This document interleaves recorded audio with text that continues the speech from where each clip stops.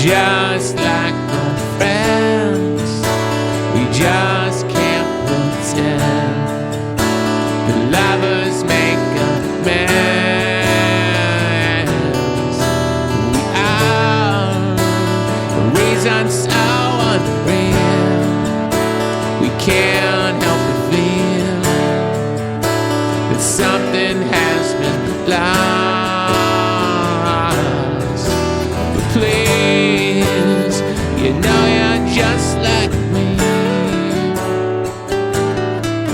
Next time, I promise we'll be perfect. Perfect. Perfect. Strangers down the line, lovers out of time, as memories unwind. So far, I still know who you are, but now I wonder who I was.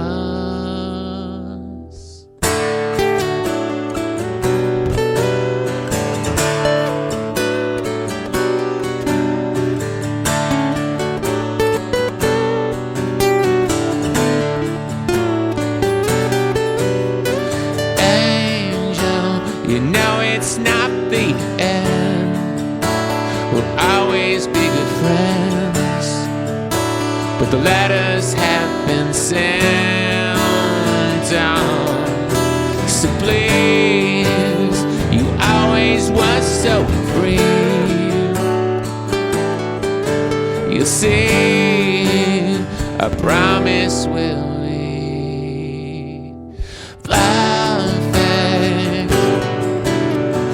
Perfect. Strangers when we meet, strangers on the street, but lovers while we sleep. Perfect. You know this has to be. We always were so free. We promised that we'd be perfect. Perfect. Perfect.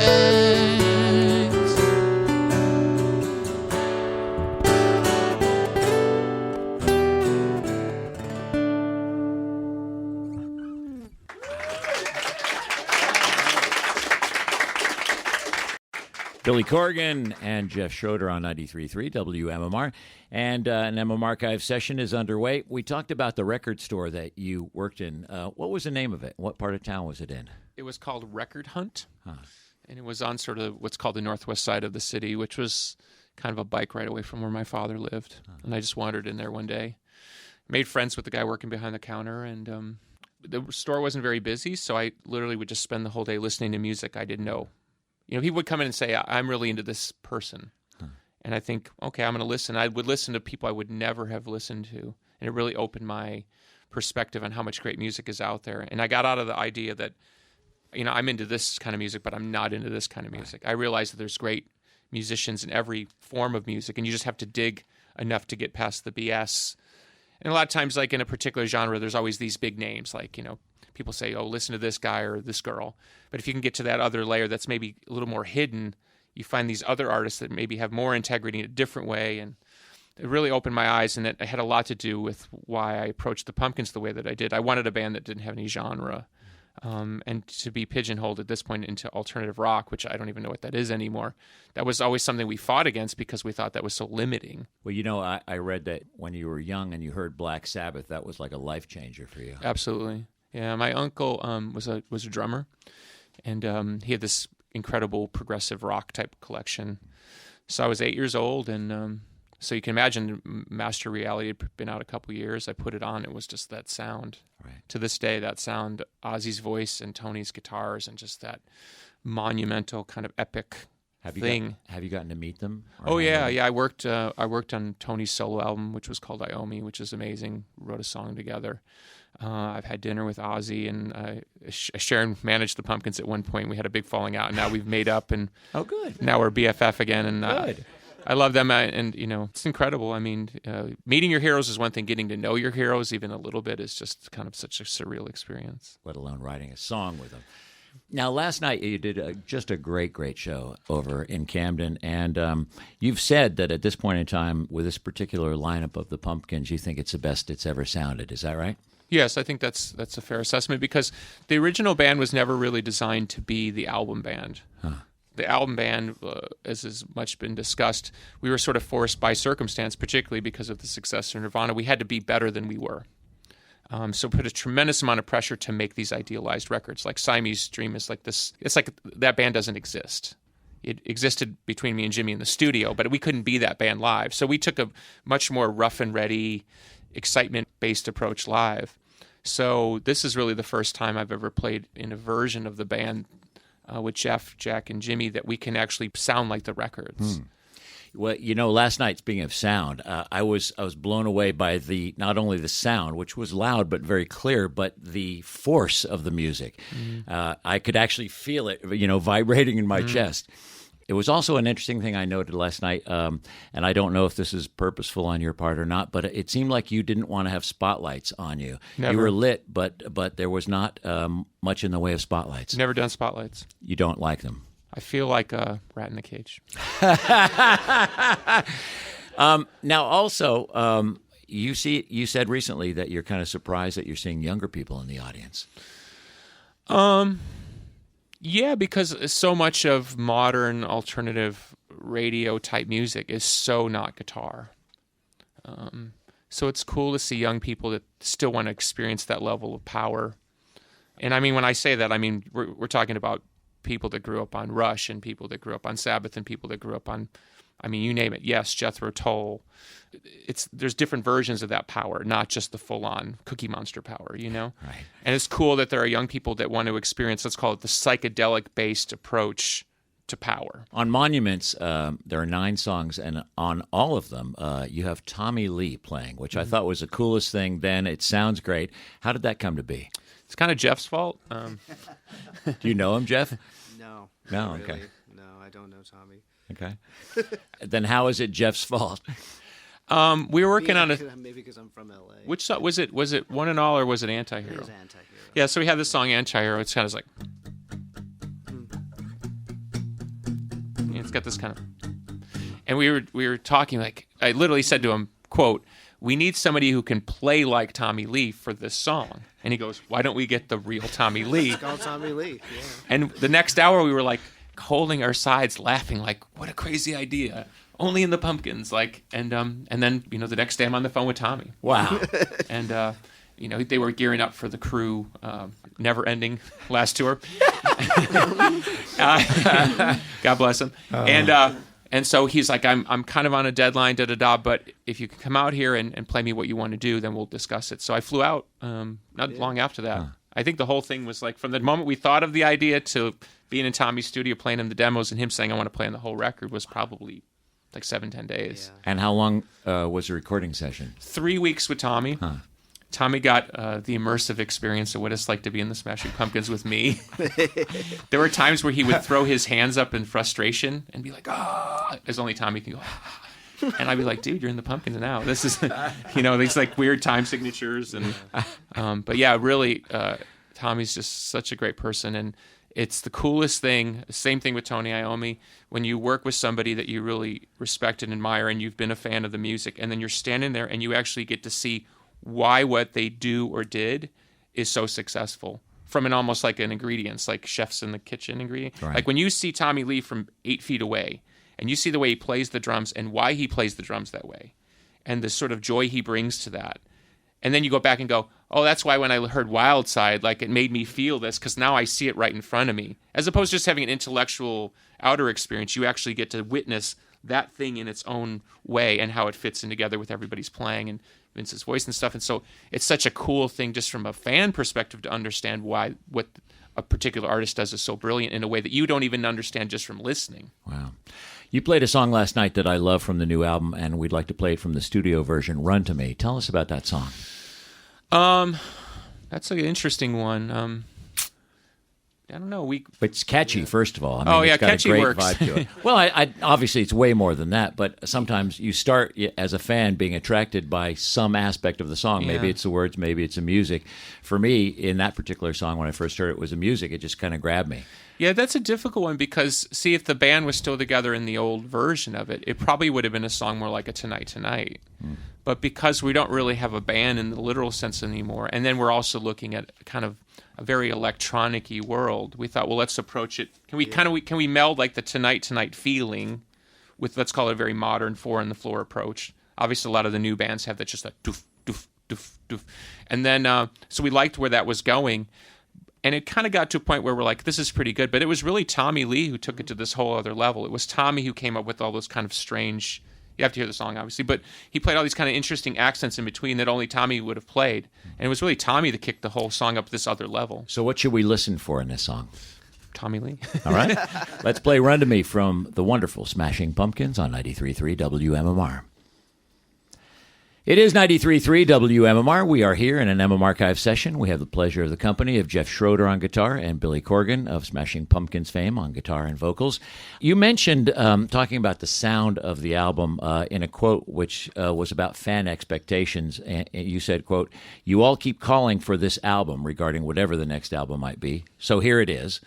But you don't really want it. You want Siamese Dream remixed or something." And that made me think from your perspective, because a fan does want that sound of that band, whatever that band might be, and yet you as the artist and creator of those sounds have to fulfill yourself. So where do you fuse those two concepts? I don't. Honestly, I kind of gave up on it.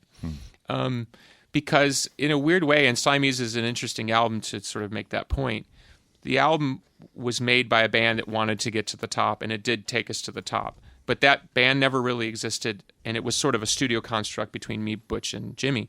Okay, so here we are 20-something years later, and that sound, that pumpkin sound, which has been oft imitated and even people still want it from me, what people miss is that it was so much of its time.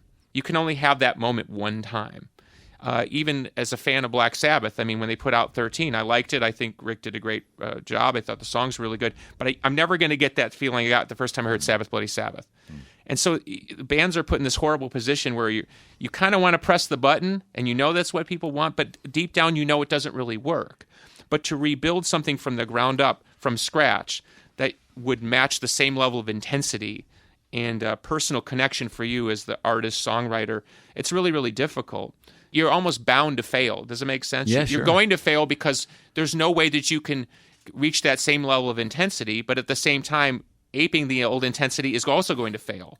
But fans are very connected to the idea of identity, like I call it Die Hard 7.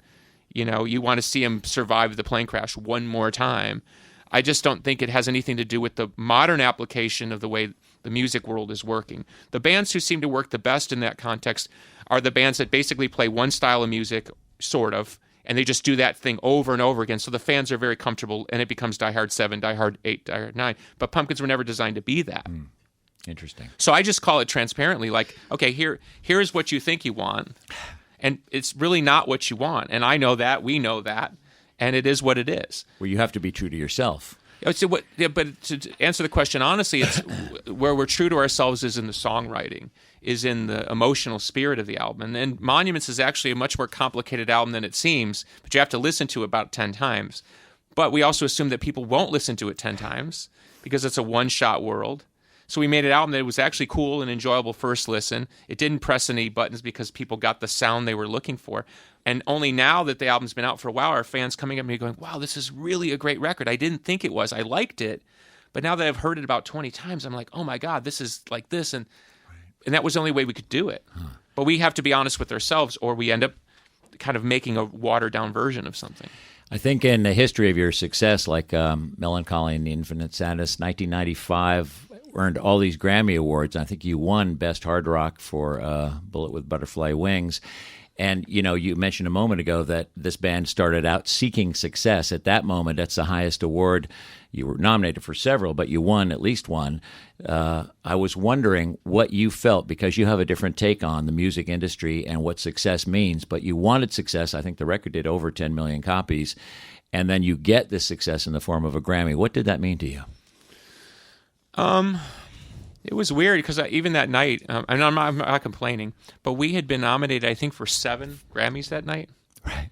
And we lost and lost and lost. So by the time we won, we'd lost so much it was kind of like the consolation prize, even though it's not. But even after then we won that, we were still up for Album of the Year. And so you're sitting there, and we'd had a pretty good run there. We had a legit shot to win Album of the Year. And it was like, drum roll, Celine Dion. And she gets up there, and she goes, I want to thank all the little people that She worked didn't say that. I swear to God, she said little people. Oh, my God. If she didn't say it in the broadcast, she said it in the earlier version of the show, which wasn't broadcast. But she referred to these people as the little people, and she brought up, I swear to God, the 12 producers that had worked on her album. And they all stood behind her, and she said, if it wasn't for you, I wouldn't be here. And we're sitting there laughing because it's like we made this album with our blood, sweat, and tears, and she's pointing at the 12 people who made the album. Right. And it's just, and I'm a Jethro Tull fan, but I mean, remember when it was all Metallica didn't win and Jethro Tull won for heavy metal album? Yeah. It was like we felt that same way. Like, are you kidding me? We just scorched the earth with what is now one of the biggest selling albums of all time. And it was like Celine Dion for I don't know. It was just such a weird. So for me, it was kind of a bitter, strange experience. And then not to beat up on the Grammys, but in Grammy world, when you're in that loop, you get nominated for stuff you don't deserve, and you win for things you don't deserve. And it happened with us too. We would just get nominated. We'd be like, why are we nominated for this? It's not that good. And then when you fall out of it, you don't exist anymore. So I haven't heard from the Grammys since 1998. I don't get invited. I don't get called. And the only time they've ever said anything is, can you come back and do some 20th anniversary of your winning? And it's like, forget that. Well, But I'm saying is that's that world. It's like you're either in or out. And when you're out, you're dead. So my whole thing with the Grammys, I just shrug my shoulders, There are a lot of markers for success, and I would claim the Grammys are cool and everything, but you guys were on The Simpsons. Yeah, Homer Palooza. Did anyone see that? Hey, Cannonball. I like your statement. When life takes a cheap shot at you, you stand your ground. Billy Corgan, Smashing Pumpkins. Homer Simpson, smiling politely. My kids think you're the greatest. And thanks to your gloomy music, they finally stopped dreaming of a future I can't possibly provide. Well, we try to make a difference. Tell me what that was like. It's cool because you just go in and they give you your lines and you read them. You just by yourself and, okay, you got this line like, hey, Homer. And they say, can you say it a little more angry? Hey, Homer. And you just have you do it until they get what they're looking for, and you just go to the next line. So you don't see the finished show, and you don't read it in real time. So you're just kind of a piece of the bigger process. What'd you think of the finished show, though? Oh, that was great, and not to brag, but it's the #1 Simpsons episode of all time. Really? Yeah. Even after all this time? It is. It's the #1 Simpsons episode of all time, Homer Palooza. So I suppose it has more to do with Sonic Youth and Peter Frampton.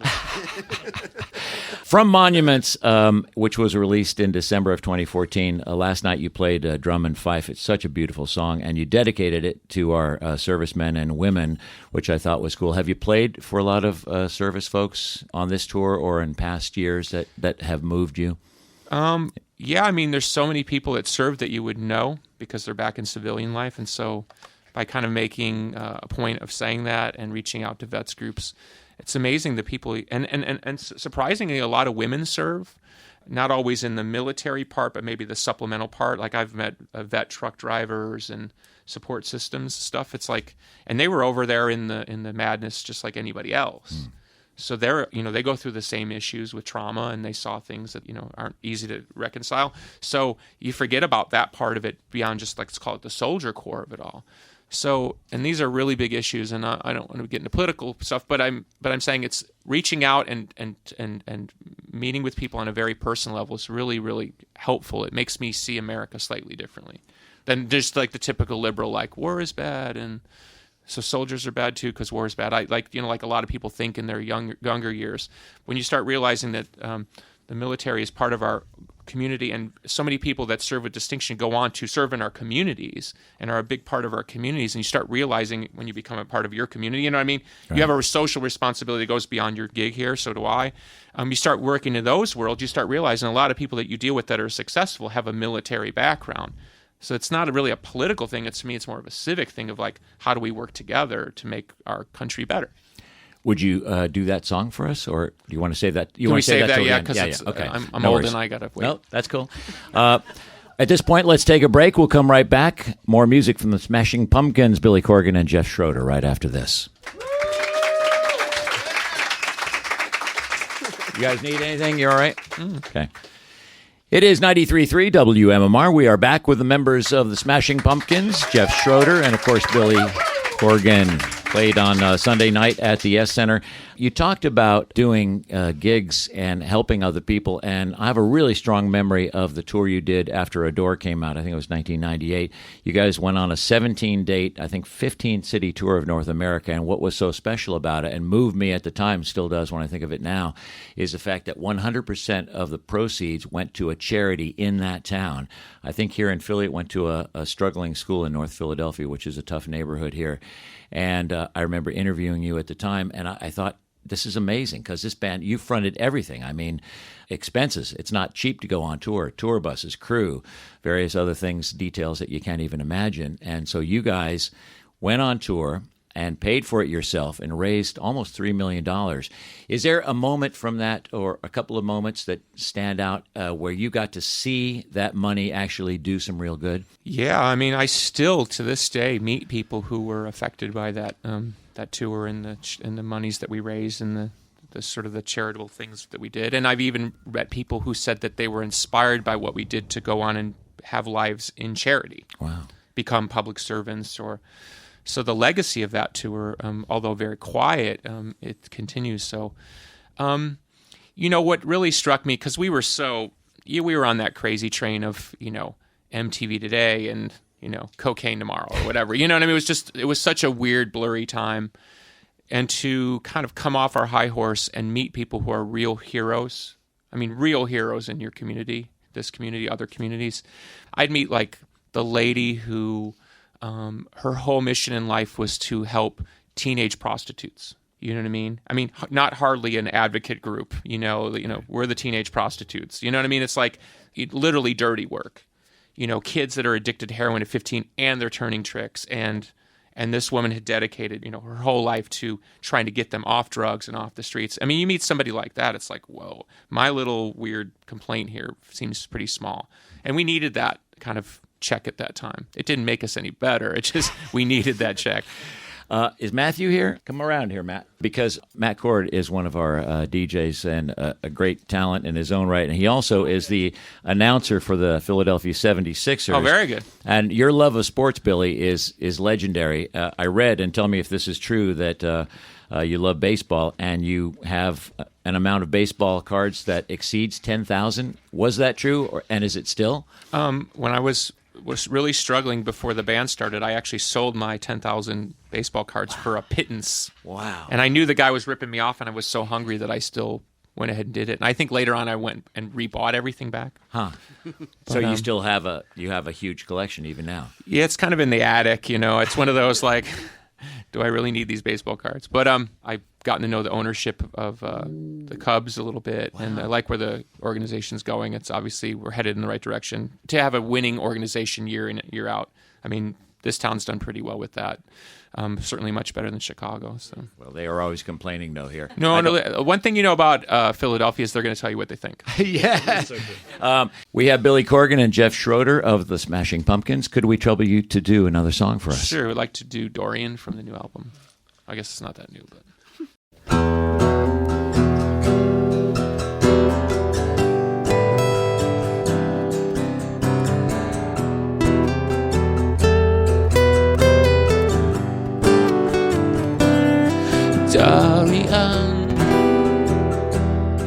Dorian,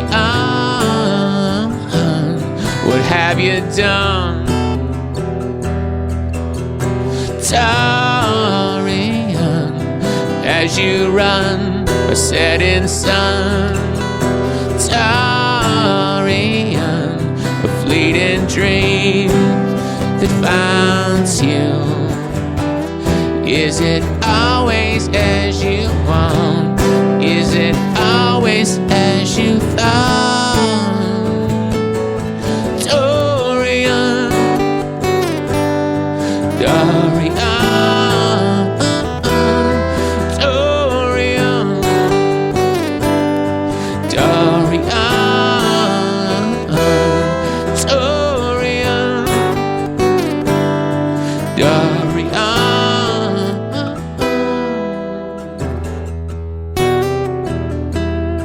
Dorian, what have you done?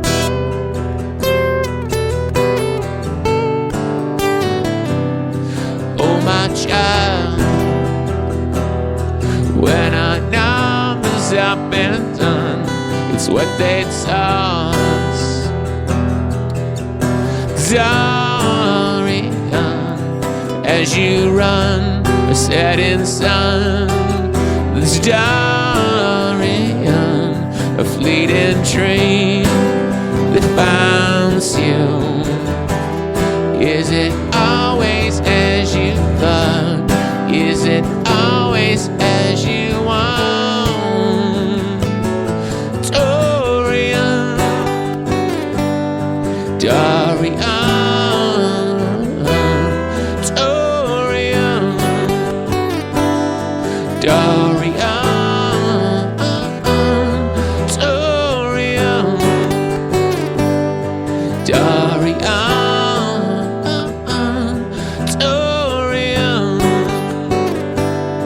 Dorian.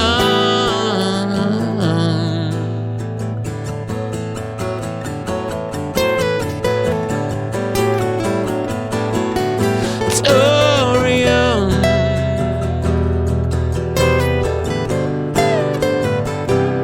what have you done?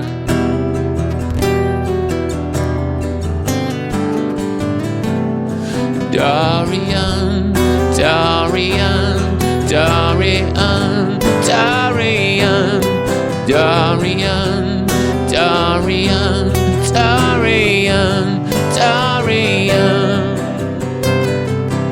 Whoever finds you,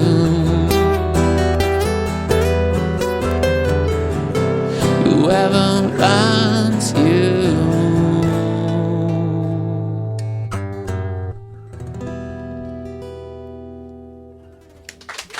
Thank you.